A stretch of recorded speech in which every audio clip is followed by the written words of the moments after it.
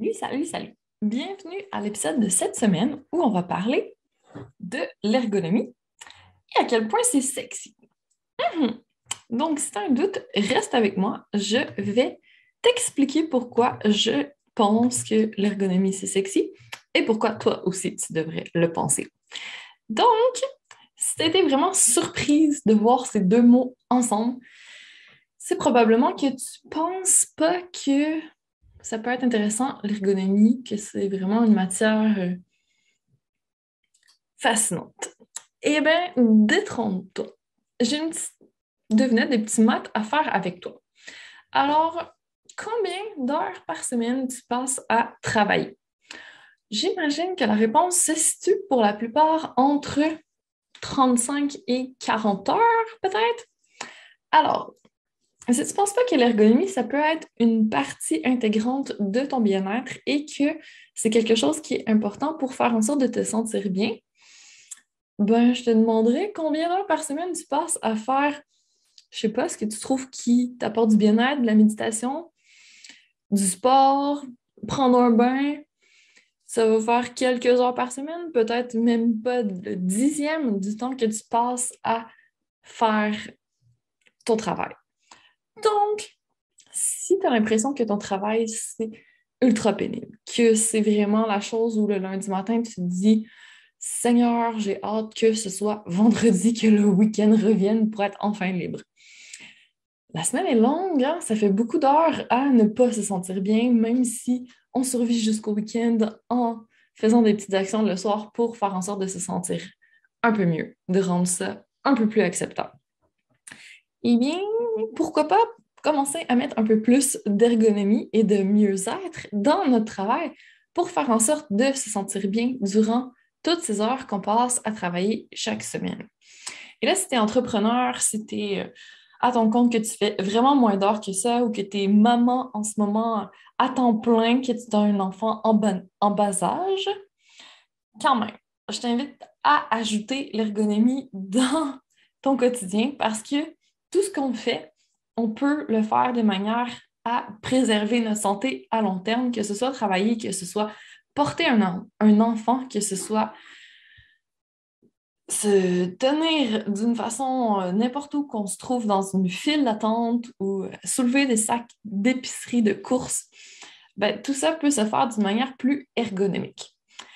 Et ça m'amène à te demander, ben, c'est quoi pour toi l'ergonomie? Selon toi, c'est quoi ta définition? Puis je te laisse une petite seconde pour y penser parce que chacun a vraiment une définition personnelle de l'ergonomie. Moi, je vais te sortir celle de l'Association d'ergonomie internationale, l'IEA. Et c'est un peu académique, je te préviens. Donc, l'ergonomie, ou Human Factors en anglais, c'est la discipline scientifique qui vise la compréhension fondamentale des interactions entre les humains et les autres composantes d'un système. Donc, la profession cherche des applications théoriques, données et méthodes en vue d'optimiser le bien-être des personnes et la performance globale des systèmes.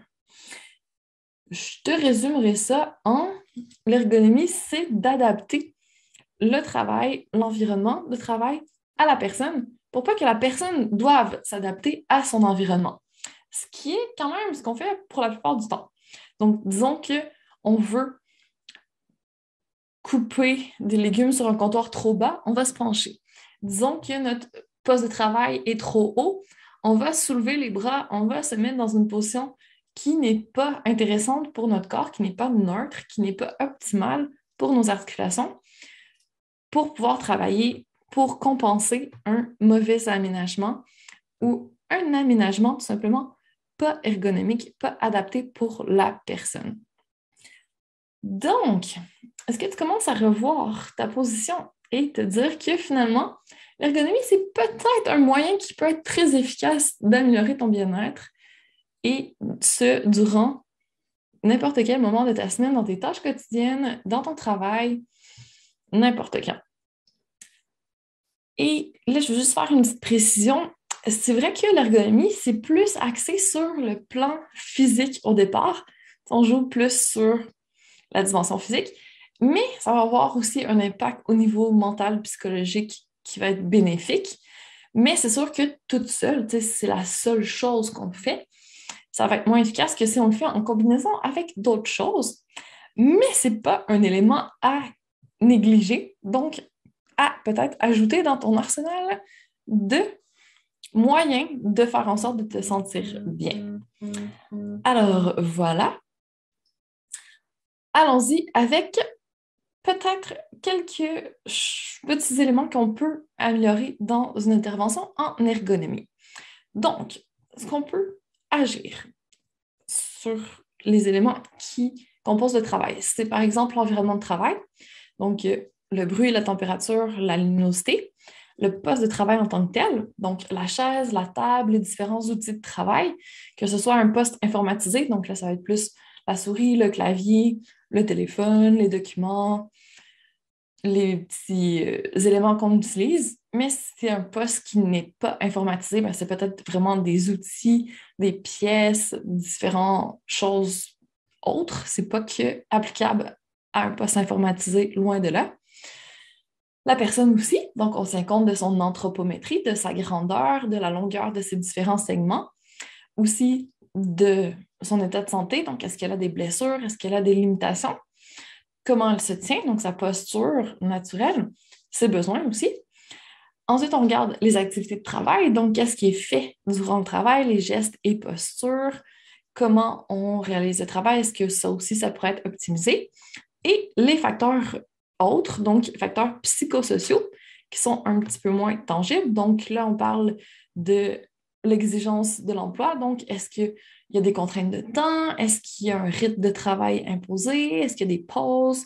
Est-ce qu'il y a une grosse charge de travail? Est-ce qu'on a un peu de contrôle sur le travail? On peut choisir la vitesse à laquelle on travaille, nos horaires, conciliation vie professionnelle, vie privée, la satisfaction personnelle et le soutien des pairs, donc l'ambiance de travail et le stress qui est perceptible dans le milieu de travail, entre autres. Donc, tu vois, c'est assez global. On commence par le physique qui est le plus tangible, puis après ça, on peut aller vers les autres éléments qui sont un petit peu moins tangibles, mais qui sont aussi importants et qui sont liés. Donc, on couvre vraiment de façon globale.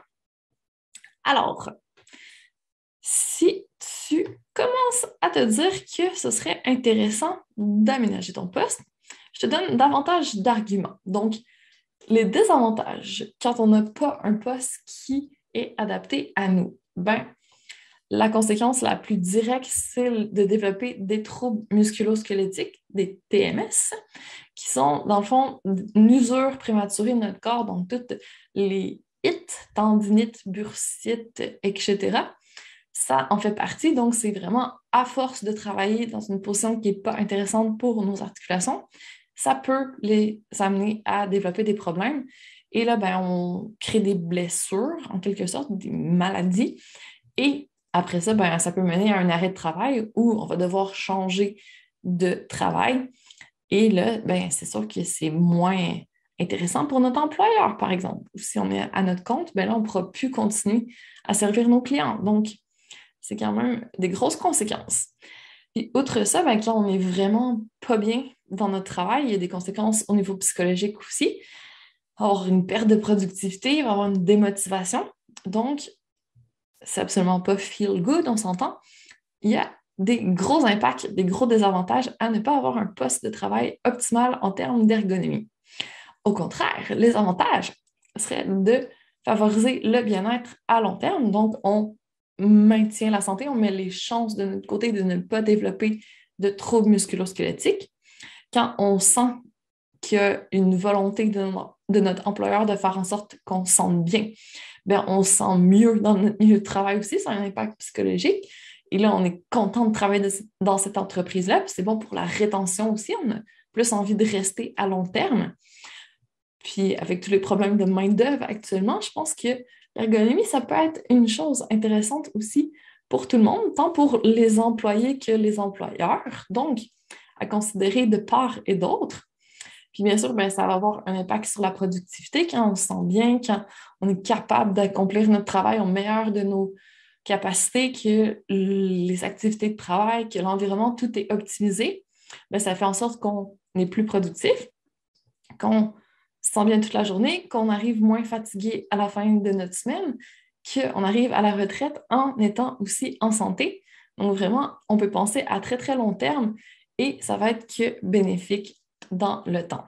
Alors, qui n'a pas envie de pouvoir maintenir sa santé et de se sentir bien au quotidien dans notre travail?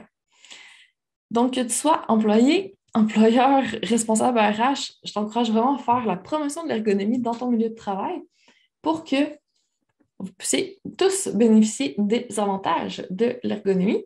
Tout le monde devrait avoir eu au moins une intervention ergonomique dans son milieu de travail, puis surtout de l'éducation, donc qu'il y ait une formation pour qu'après, on puisse s'approprier tout ça, puis continuer à faire vivre la santé et sécurité, que l'ergonomie fasse partie de la culture de l'entreprise. Dans un monde idéal, on va y arriver. Donc, plus on est à propager la bonne nouvelle, plus ça va rapidement et bien. Alors, si ça te parle, si tu dis que tu commences à avoir des petites douleurs, que ton poste n'est vraiment pas optimal, tu le sais, il est temps d'agir et j'ai une proposition pour toi.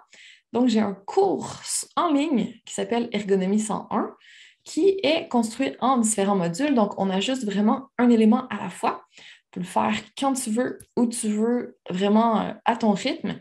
C'est super bien décortiqué, hein. Je te guide vraiment pas à pas. Puis après, si tu as besoin d'une intervention un peu plus personnalisée, que tu as besoin de mon support, je peux intervenir pour regarder ce que tu as fait comme aménagement et venir compléter. Donc, à ce moment-là, tu es vraiment pris en charge, tu t'apprends, donc tu intègres, tu le fais par toi-même, puis au besoin, moi, je viens voir si tout est en ordre, si on peut faire encore des petites optimisations. Et je te propose même des micro-pauses actives. Je te propose du travail sur ta posture. Donc, on déborde un petit peu de l'environnement physique de que aménager le poste. On va chercher d'autres éléments complémentaires à côté pour qu'on ait vraiment toutes les dimensions qui soient tenues en compte d'un poste de travail, d'une activité de travail, que ce soit 360 degrés, que ce soit maximum d'efficacité. Alors, le lien va être dans les notes de l'épisode si ça t'intéresse. Puis si tu as des questions, n'hésite pas à venir m'en parler. Ça va me faire grand plaisir. C'est vraiment un sujet qui me passionne en tant qu'ergonome. Je trouve que l'ergonomie, c'est sexy et j'espère que je t'aurai convaincu que finalement, peut-être que ça l'est aussi pour toi, que ça va être que des bénéfices et que tu vas l'ajouter à ton attirail de petits éléments feel good. Alors, dis-moi, en terminant, comment est l'ergonomie de ton poste de travail? Donc, est-ce que tu penses que c'est déjà optimal ou pas du tout, ou quelque part entre les deux? J'ai hâte de t'entendre. Alors, sur ce, je te laisse continuer ta journée, poursuivre tes activités de travail peut-être, qui sait, et j'espère que tu en feras une opportunité de mettre un peu plus de bien-être dans ta vie via l'ergonomie. À très bientôt, bonne semaine!